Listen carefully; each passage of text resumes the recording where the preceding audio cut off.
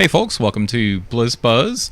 On this episode, we're actually going to be talking about Diablo 3 Ultimate Evil Edition and Curse of Naxxramas, the Construct Quarter. This is BlizzBuzz Episode 2, Reaper of Consoles.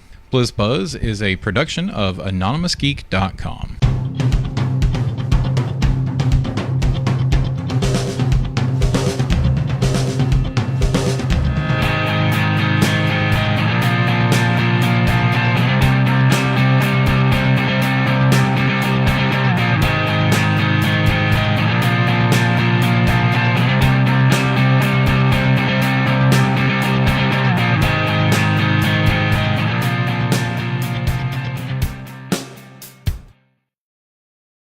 Hi, I'd like to open this episode with going ahead and talking about Curse of Naxxramas, the Hearthstone adventure, the Construct Quarter.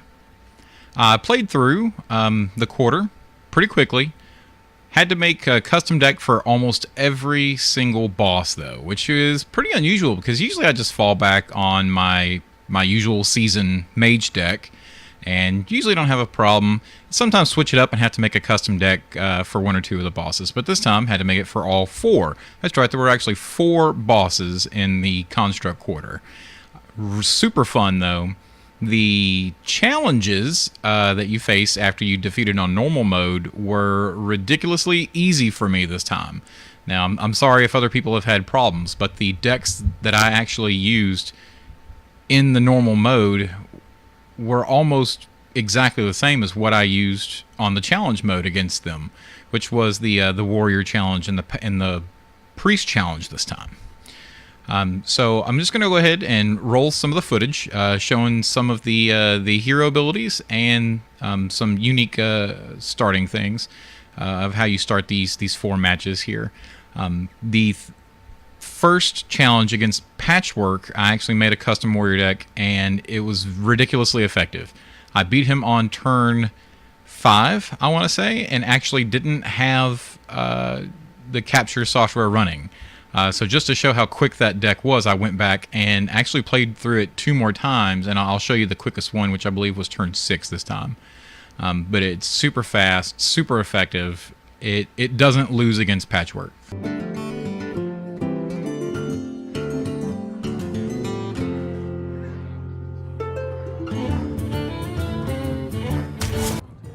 Garrosh versus Patchwerk! Patchwerk want to play! Victory or death!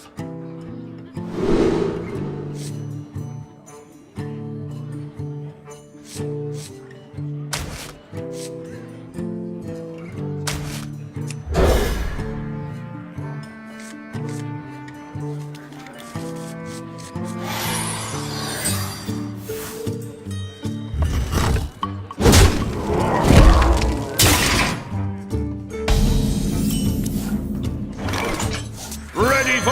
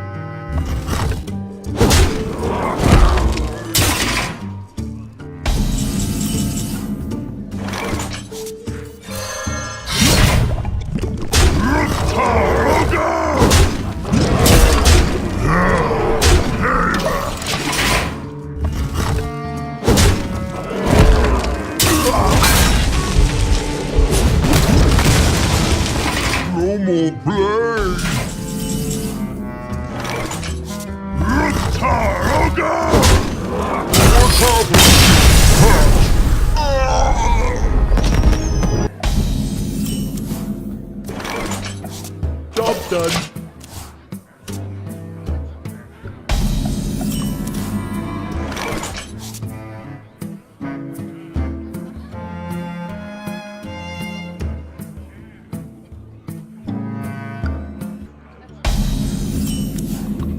I asked the zombies if they wanted to eat your brains, and they said, I don't eat junk food.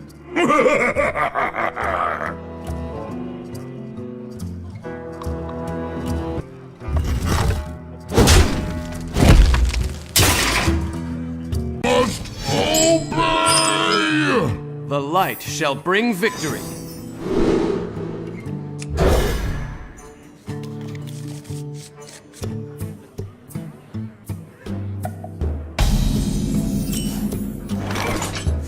Job's done.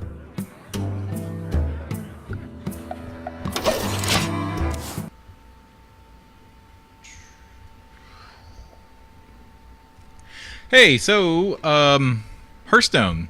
There's been some significant delays on the release schedule of the actual quarters. The next quarter won't actually be released for a little bit from now, so we'll actually have some footage and stuff from that on next week's BlizzBuzz. So for now, while I'm playing with some awesome Blizzard toys, in honor of Ultimate Evil Edition, which is Reaper of Souls coming to console, Xbox, and PlayStation. But I would show off the Eldruin. Little prop replica sword here. This is the Sword of Justice, Tyrael sword. And it does light up.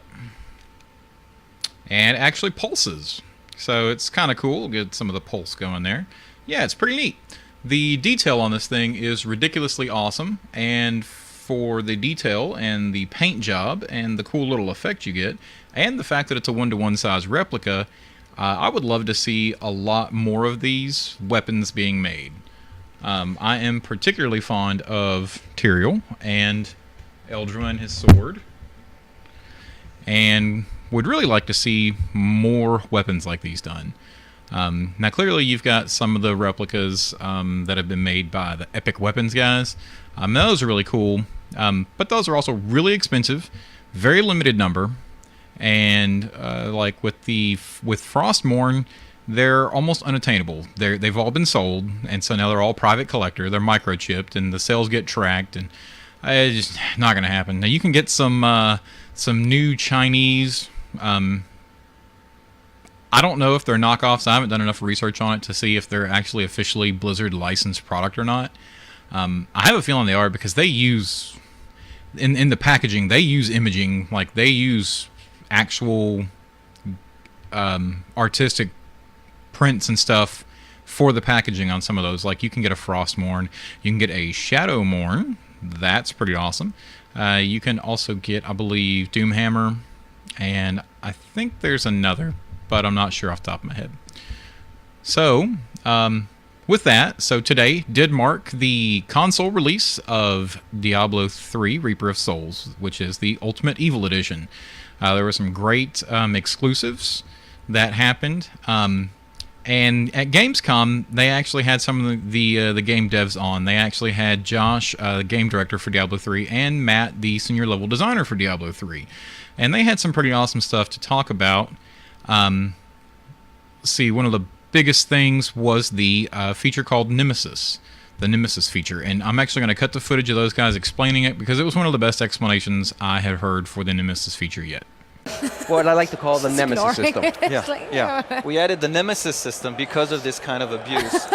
See, we've worked very hard to make sure to bring the community together when they play the game, on a couch or not, but we also have worked very hard to tear the community apart in some ways. So the Nemesis system is when you're playing, when Josh is playing, and Josh dies, because it happens a lot.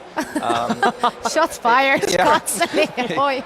His way of experiencing Sanctuary, there's a chance that the monster that kills him is going to turn into a unique creature, a Nemesis. A portal is going to appear, and he's going to jump into the portal and disappear. and you know, I'm Josh's friend, so later I'm You logging. sure? Yeah, logging. It's a rough gig. Later I log into the game. You know, I'm playing, minding my own business, and all of a sudden my controller's going to start to vibrate. And, there's going to be this ominous music. A portal's going to appear. The Nemesis is going to jump out, exactly like that, well reenacted.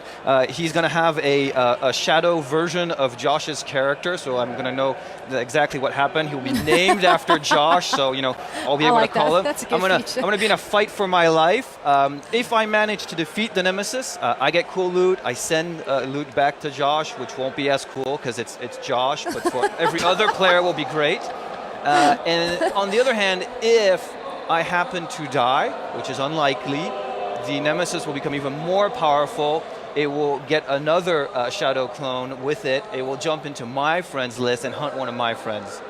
That actually sounds amazing. I'm so tempted to just walk out of the studio to go and play right over there. But Okay, so that sounds pretty interesting, and I'll go on the record again in saying I might actually get a copy of Diablo 4 console. I've been pretty much just a hardcore PC gamer when it comes to my Blizzard games because I like the way that I can play them on either my MacBook Pro laptop or, you know, my custom gaming PC. That's been really convenient for me. If it's a lighter weight game, I'll totally play it on the laptop, or if, you know, I just need to be able to play it at a more remote location that I can't necessarily take my desktop to. That's been really nice. That's why I have a love and passion for Blizzard, because they are cross-platform like that. Another thing is, if you do get your the PlayStation exclusive has a specially designed Last of Us Nephilim Rift, which contains several elements from that game, and then they also have a Shadow of the Colossus transmog. So there's some very interesting exclusives for the PlayStation version of the game. All right, that's all we've got for BlizzBuzz this week. Join us next week, where we'll actually have some more footage from the final quarter of Curse of Naxxramas, and we may also have some Warlords of Draenor beta footage, as I just got my beta invite last night. So until then, Job's done. I have a really cool tech toy I want to show you. This here is the Nest. Nest isn't one of the first of its kind, but it is one of the best of its kind. It's a home programmable thermostat that learns when you're away and when you are home, and you can also control it. Gothic the Harvester! Jaina versus the Four Horsemen!